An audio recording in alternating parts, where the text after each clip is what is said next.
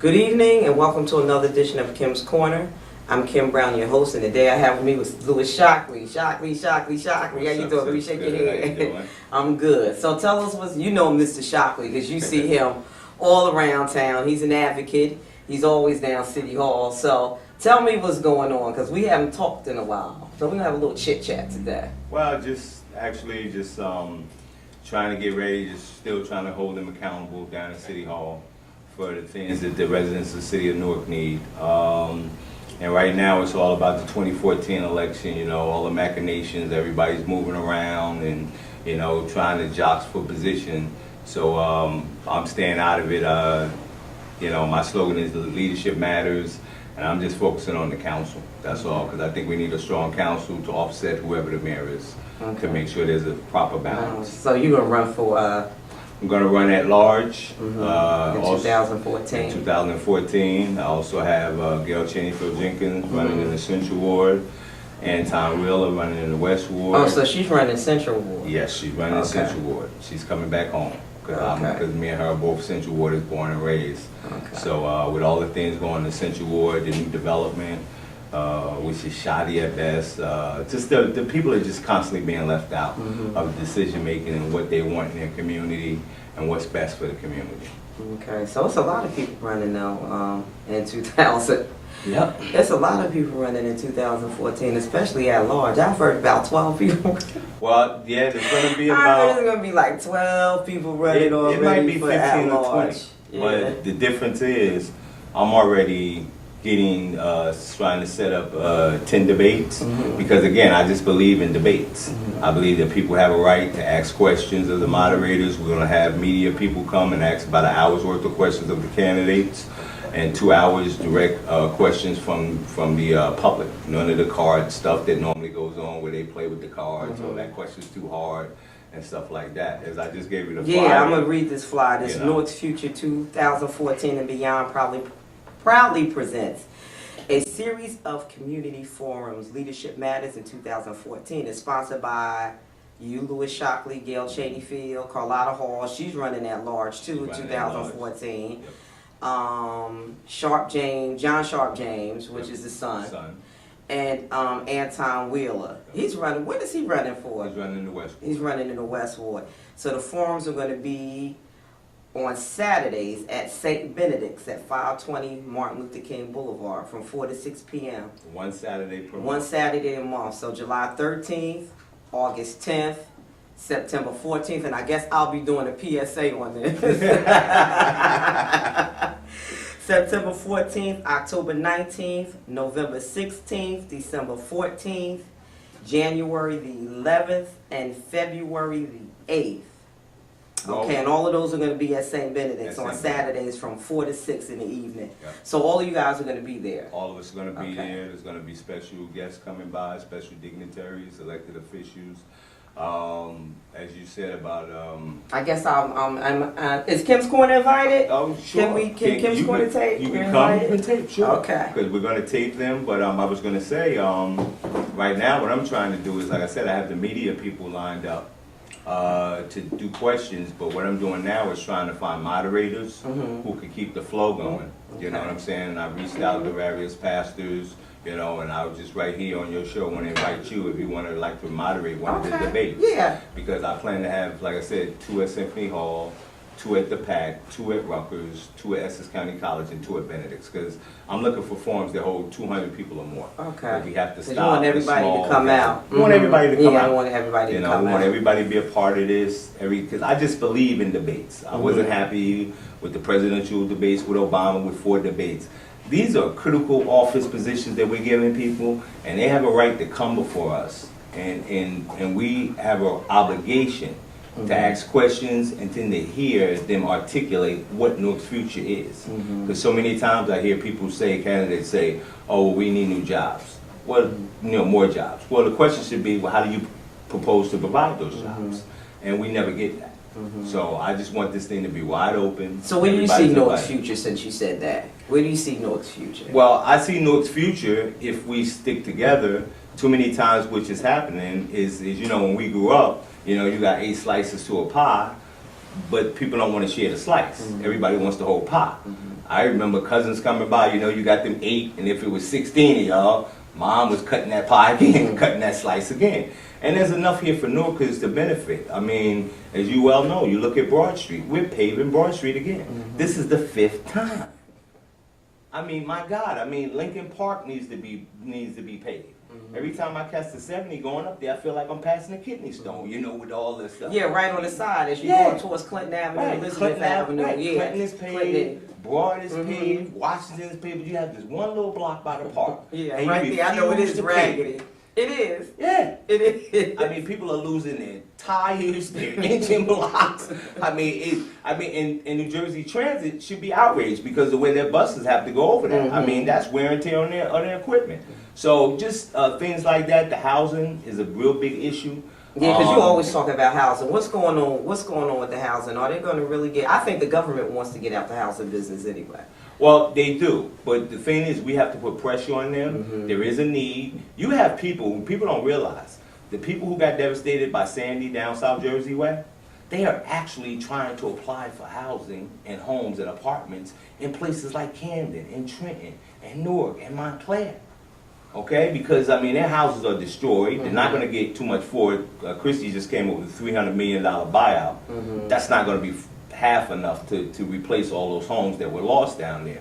So my proposal, like me and Gail have talked about it, where we stopped them in building a Walmart on Springfield and South Orange Avenue. I would like to see that huge lot, 4-story senior buildings, not connected, with about maybe 20 or 15. You know the Walmart's not going there now. It's not. We defeated that. Yeah, the Walmart's not going there. No more Walmart's not coming. I mean, don't worry, it's not coming. And we should even be ashamed of ourselves. And like I said, you just had the thing down in Bangladesh where they lost 1,000 people in that building collapse. Yeah. So these guys can continue to perpetuate cheap clothing. I mean, these people are getting $1 and a nickel a day. You know what I'm saying? I mean, right now we're recording, I'm looking around and I'm seeing the beautiful handwork that this sister's doing. And see, this is what we got to get back into. We got to pay people for their services. People deserve a living wage. And it's not $9 an hour. That's right. Okay? Because the average rent in Newark is $1,500 to $1,200. That's right. So we have to get real houses built. We have to stop giving away 30-year tax abatements, which is getting ready to be shoved down our throats again with all this stuff. We're building stuff with new community again. They're not a good community partner now. They can't take care of the property they got now. Why would we give them more? Exactly. So so these are the things that my team and is running just strictly council slate. We want to make sure we're a check on whoever the mayor is, and we want to make sure that if the budget's not right, if there's something on the agenda, we will send that agenda back. Now it's interesting because basically everybody running is new, except for Gail Chadyfield. Do you think that people are tired of the same old regime? Well, I think that is part of the problem. I think that was one of the things. We're going to get some new blood now. You think everybody wants like some new blood, some new faces? Well, I hope it's just not about new faces. I hope it's about people who've been active, who've been coming to the council, who's actually articulated. I find it fascinating that there's a lot of people that are running. Yes, a lot of people that are running. But I've never seen them speak at one council meeting. So for almost 8 years, you've been satisfied. You mean to tell me you hadn't had an issue with our police situation? You haven't had an issue with our house situation, with our senior situation, with our schools, with our education? So you never had any problems with the last 8 years. I got to challenge why you're running. Okay. So, I hope we're just not going for new faces. That's the whole issue of having debates, having dialogue. That's what these community forums are about. I snuck in here, I don't want you to read the whole thing, but I snuck in there that these meetings are to be productive and not destructive, because we like to come and fuss and scream and yell. Because we already know the problems. We need to deal with the solutions. Exactly. Because we already know the problems that exist. We need solutions. Everybody needs to come up with solutions now. We could be talking about the problems from now to Jesus. Exactly. We need some solutions. Exactly. We need some solutions. Straight up. So I like I said, I hope it's just not about new faces, but people who are coming to the table with solutions. Yeah, people have been active in the community. Yes. I mean, people have been active in the community. Yeah. And you see those people, and you always see them. Yeah. You see the same people, but some of them, for whatever reason, are not running, But again, we just don't need new people. We need active people. We need people who are going to hold people accountable. Because like I said, we can just look every day. Nobody's holding anybody accountable. We're not fighting for anything. You know, I did the petition against the election fraud that happened in 2007. We got a small victory. Angel Cologne will not be getting 5 years probation. He will be going to jail. Okay. And I'm going to be following up. Yeah, because you would have went to jail. I know I would have been in jail. I would have been underneath the jail. Yeah. So we're going after Sammy Gonzalez because we're not going to let him get away with PTI. And then he can come back and hold public office. And we're going after Carmine, who was in charge of the election commission up there at the county. And he pled guilty to tampering with voters, voter suppression and changing votes and stuff. They let him retire. They let him keep his pension. I mean, I look at Evelyn Williams. This woman was barred from holding public office for shoplifting. Are you kidding me? How many white politicians who are sleeping with prostitutes and doing all this other illegal stuff and stealing and all that? They don't get barred from public office, holding public office. What does shoplifting have to do with her doing her public duty? She should go to community service like everybody else, be shamed, and move on. Where was she shoplifting at? At Valley Fair. And really wasn't technically shoplifting. I mean, technically all she did was change the tag so she paid a little price. She was going to buy it, but just not at the price she wanted to pay for it. But it's just ridiculous the way we let black people be shut out. And I keep trying to show people the difference between white justice and black justice. And we're just not getting that connection. Nobody wants to talk about that. No, they don't want to talk about that. They don't want to talk about that. It's funny because I'm trying to remember I had a conversation and the guy who helped the girls get out in Ohio, the 3 girls, and they said it was an interview, and I have to go on YouTube and watch it. And he said something to the reporter about, he said he knew it was something wrong with a pretty white girl ran and jumped in a black man's arms, and they said the reporter cut him off completely. Said it was all right when he was talking like ignorant or whatever he was talking. Right. He said, but as soon as he made that statement, the reporters cut him off, so I got to go on YouTube and watch that. That's if they got it up there, because they like to suppress that stuff. Yeah, they do. I mean, when Giuliani led that march on David Dinkins, I mean, I've been trying to find that for the last 10 years. It's somewhere. It is somewhere. But on that note, we got to get paid. Now I got to get paid. I got to try to make some money. We're going to hear a word from our sponsors. We'll be right back. Stay tuned. We'll be right back with Mr. Louis Shockley. Thank you. Hey, better watch Kim Corner. Don't you touch that down.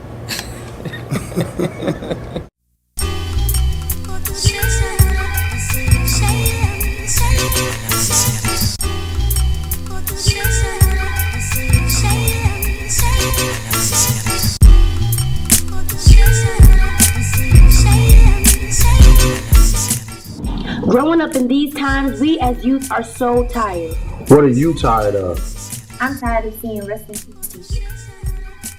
I'm tired of being ignored. I'm tired of ignorance. I'm tired of murder. I'm tired of murder. I'm tired of murder.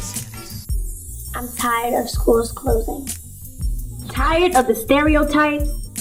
Tired of the achievement gap. I'm tired of no jobs. I'm tired of people getting bullied. How will you use your voice to help things get better in your community? What will you use your power for?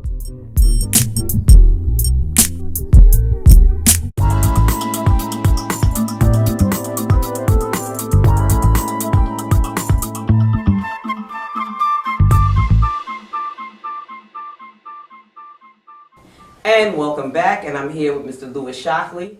And Louis, you have a show too.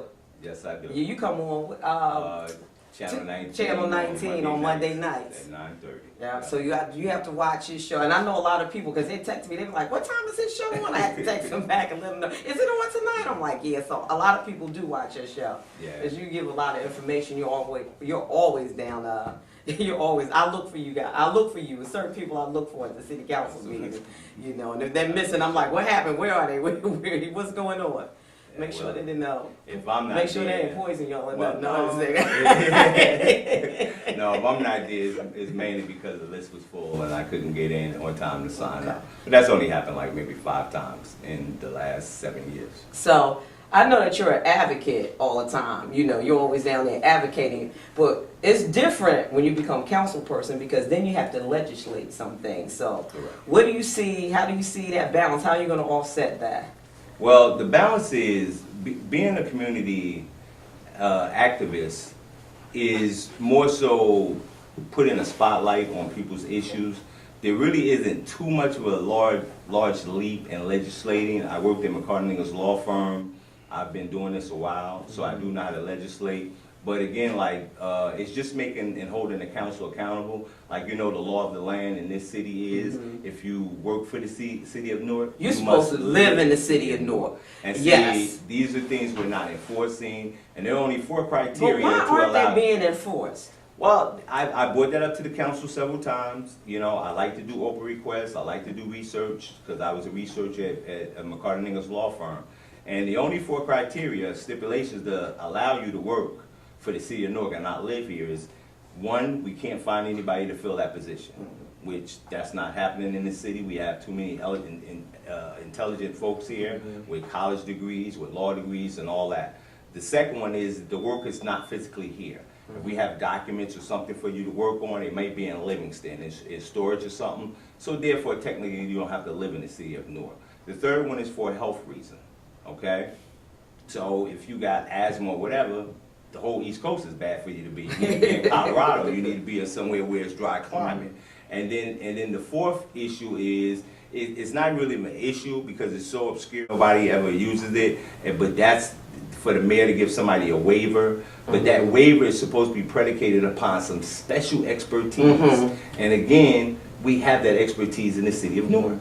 You know, and too many times our black folks are being overlooked and not even being brought to the table to see if they can qualify, whatever. Right now, as you well know, we have a lot of people who are working in civil service titles, but don't have civil service accreditation. So we're being fined $1,000 a day. Exactly. So if that's a lot of money. That's been going on for a while. For a while. That's been going on for a while. That's a few positions Right. that Norfolk could have. Because there used to be a lot of people that worked in Norfolk, but there's not a lot of people, that lived in Norfolk that worked for the city. And they kind of got, kicked out. Right. And one of the other things I would tell you, by most people who don't live in Norfolk. Right. And that number is well over 100. So you figure 100 people, if they're $1,000 a day, if that bill ever got called in, we'd be broke. And that department that I used to work for, they got rid of. Yes, they've gotten rid of a lot of departments. We've been moving stuff together. Another thing that I'm going to be pushing for legislatively is for fire and police to be residents. Because when I took the test in Surville and White Plains, you had to be a lifelong resident. And see, what's more effective and what's more better than community policing than to have cops who live here. Exactly. And we had white cops who lived here. Yeah, and guess exactly. what? You couldn't do nothing on the block. That's right. Until you okayed it with that cop who lived on your block or that fireman. I mean, we did little firecrackers and stuff. You had to go check it with them before you could do anything. So that's some of the things. You have the water issue now that's coming about. Yeah, well, what was it, November 20th? Oh, November 20th with that vote. Was that whole vote. Now, do you think that's going to help? Because some of those people are running again. Do you think that's going to help them or harm them in the next election? Do you think people are going to forget about that?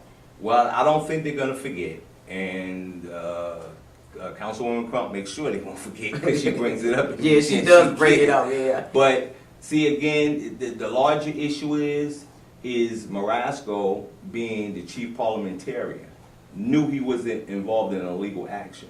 And the council they talk a good game, but they're not asking this man to be removed. East Orange Council just took a vote of no confidence in their mayor over a sex scandal. I've been calling for a vote of no confidence against Cory Booker for the last 4 years. East Orange is allocated $150,000 to do an investigation into a sex scandal. Do you know all the scandals we got down here at City Hall? All the missing money, all this stuff, and the council won't put a dime for it.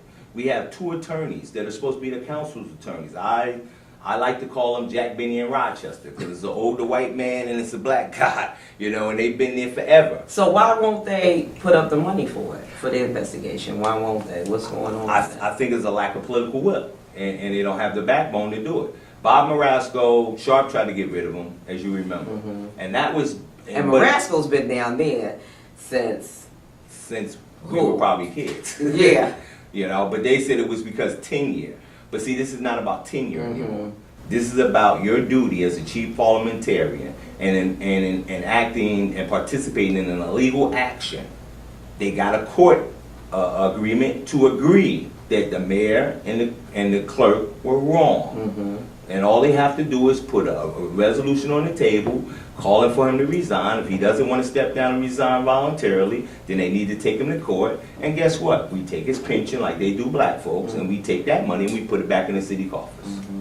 So, I mean, those are some of the things, like I said, on the light side I want to deal with. As far as some of the other bigger pieces, like I said, the water is the issue. When I look at the garbage, I talked to Rockmount, who's the union, and Councilman Amador, to his credit, helped me with this, and we worked on it together, but nobody backed it. Most of your vendors in the city of Newark that are commercial, it's all recyclable garbage. So if they're paying $1,000 a month to their hauler to pick up their garbage, the city can come in and do it for $700. We make money, we can bring people back, and we can buy the necessary equipment and trucks that we need. We don't have trucks, but yet we can spend $20 million on cars for the police department so they can ride back and forth to South Jersey. Again, using our gas. But they supposed to stop that too. Did they didn't stop take that. those cars? It still continues. Matter of fact, we just spent another $20 million. Every Did they 2 gas years them we're up too? buying. Where they gas them up at over there? They gas them up off of Freedom Heights and Avenue, and they gas them up Can down I go get there. gas for my car then? I don't think so. 'Cause I need some Unless gas. you want to get in trouble. You know. But no, community activism and legislation is not that far apart. Some people like just being an advocate and being an activist. I mean, I enjoy it. You know, I did the bed bug things with New Community. We got most of that resolved. Okay. So they're doing much better.